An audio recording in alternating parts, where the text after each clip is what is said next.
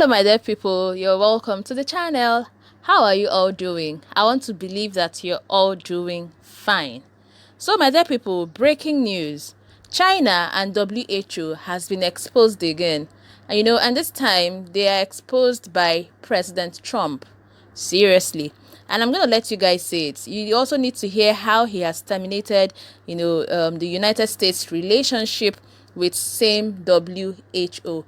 I'm going to let you guys see the video for yourselves in a bit because they say seeing is believing, right? But before then, I want to encourage you to please go ahead and support the channel by subscribing to the channel, and also please turn on the notification bell so that every time I upload a video on this channel, you will get notified.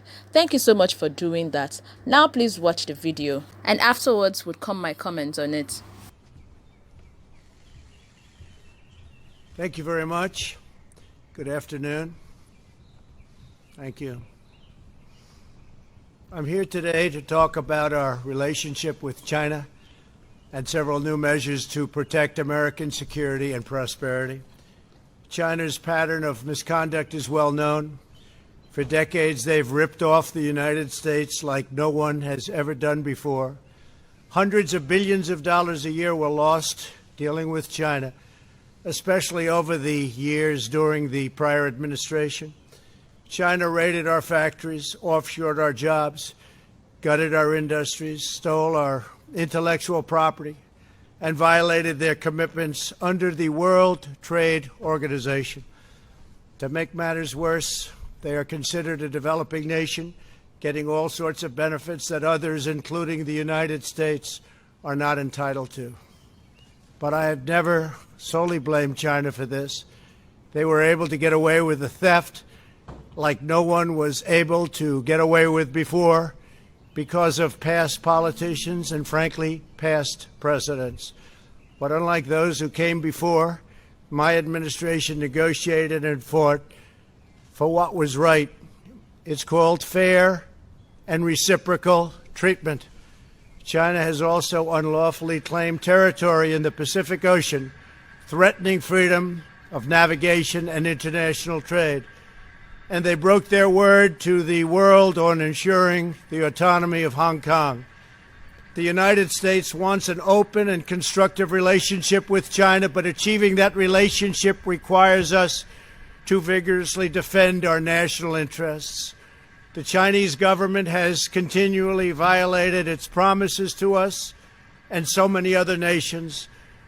These plain facts cannot be overlooked or swept aside. The world is now suffering as a result of the malfeasance of the Chinese government. China's cover-up of the Wuhan virus allowed the disease to spread all over the world, instigating a global pandemic that has cost more than 100,000 American lives and over 1 million lives worldwide. Chinese officials ignored their reporting obligations to the World Health Organization and pressured the World Health Organization to mislead the world when the virus was first discovered by Chinese authorities. Countless lives have been taken and profound economic hardship has been inflicted all around the globe. They strongly recommended against me doing the early ban from China, but I did it anyway and was proven to be 100% correct. China has total control over the World Health Organization, despite only paying $40 million per year compared to what the United States has been paying, which is approximately $450 million a year. We have detailed the reforms that it must make and engage with them directly, but they have refused to act. Because they have failed to make the requested and greatly needed reforms, we will be today terminating our relationship with the World Health Organization and redirecting those funds to other worldwide and deserving urgent global public health needs. The world needs answers from China on the virus. We must have transparency. Why is it that China shut off infected people from Wuhan to all other parts of China? It went nowhere else. It didn't go to Beijing. It went nowhere else. But they allowed them to freely travel throughout the world, including Europe, and the United States. The death and destruction caused by this is incalculable. We must have answers not only for us, but for the rest of the world.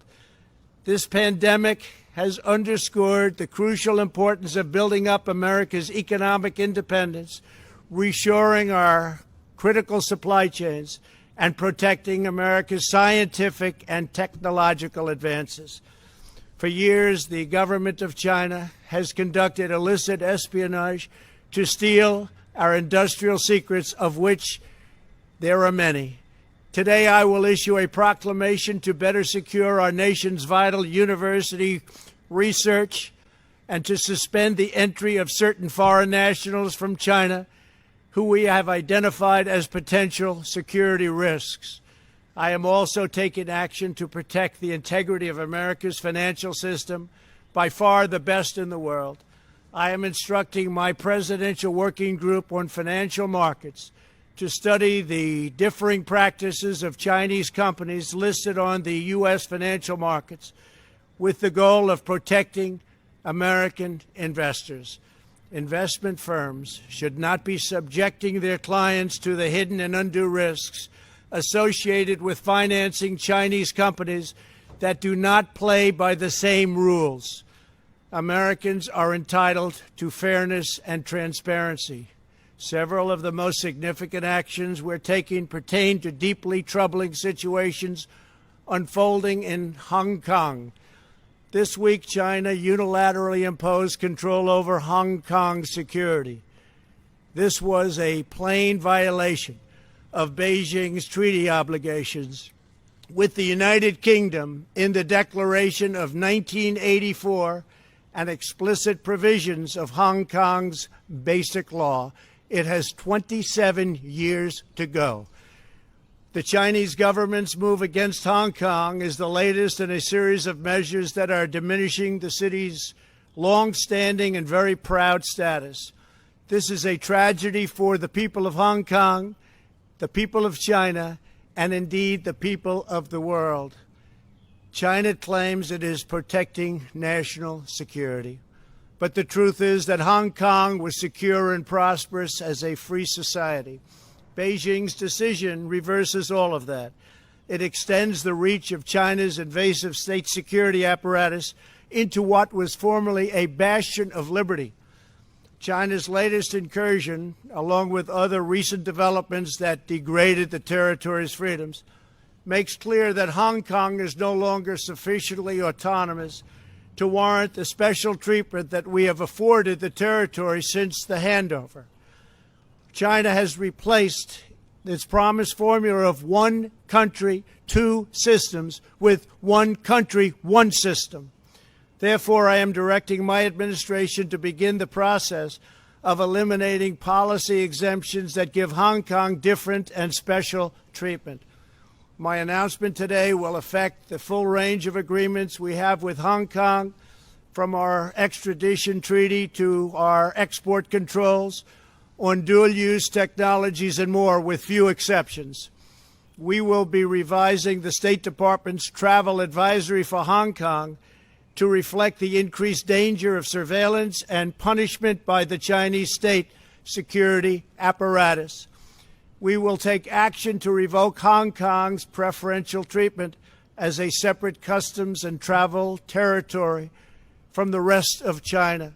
The United States will also take necessary steps to sanction PRC and Hong Kong officials directly or indirectly involved in eroding Hong Kong's autonomy and just, if you take a look, smothering, absolutely smothering Hong Kong's freedom. Our actions will be strong. Our actions will be meaningful. More than 2 decades ago, on a rainy night in 1997, British soldiers lowered the Union flag and Chinese soldiers raised the Chinese flag in Hong Kong. The people of Hong Kong felt simultaneously proud of their Chinese heritage and their unique Hong Kong identity. The people of Hong Kong hoped that in the years and decades to come, China would increasingly come to resemble its most radiant and dynamic city. The rest of the world was electrified by a sense of optimism that Hong Kong was a glimpse into China's future, not that Hong Kong would grow into a reflection of China's past. In every decision, I will continue to proudly defend and protect the workers, families, and citizens of the United States of America. So that's it, my people. Now, what do I have to say? This man, this president, this leader has carried out his investigation on the problem, and he has sought a tangible solution, not a borrowing plan solution, to solve the worldwide problem. Also, did you notice, like me, that he spoke passionately from his head? I mean, of heart, not reading from any source or any write-up. How old is President Trump? Trump is 73 years old, and he still takes responsibility and leads with energy, and with a sense of accountability, with no one making excuses on his behalf or speaking out for him. Now, I mean, see the way he has addressed his people. Like, he does it like often, like every now and then, keeping his people updated, giving them updates almost on every issue. He's not like waiting for someone to cajole him into addressing his people or demand that he does it. Rather, he does it with this sense of responsibility and accountability, to his people or for his people, whichever one. He needs no spokespersons to tell his people, his citizens, stories that don't touch the soul. More like thinking that everyone is blind and cannot see, everyone is deaf and cannot hear, like everyone is a dumb ass. No, it doesn't work like that. And as for you guys, China and WHO, the world is watching you guys. Seriously, it is not just President Trump, but the world at large is watching you guys. Anyway, let me end my case here. Let me just rest my case here. Once again, please note that President Trump is in his 70s, not in his 30s, not in his 40s, not in his 50s, but in his 70s. That said, I'm going to rest my case here. Please feel free to also drop your own comments about this, okay, in the comment section below. Feel free to share your thoughts and opinions about it in the comment section below. And like I earlier said, please do not forget to support the channel by subscribing to the channel. And also please turn on the notification bell so that every time I upload a video on this channel, you will get notified. Thank you so much for doing this. Bye-bye. See you in the next video.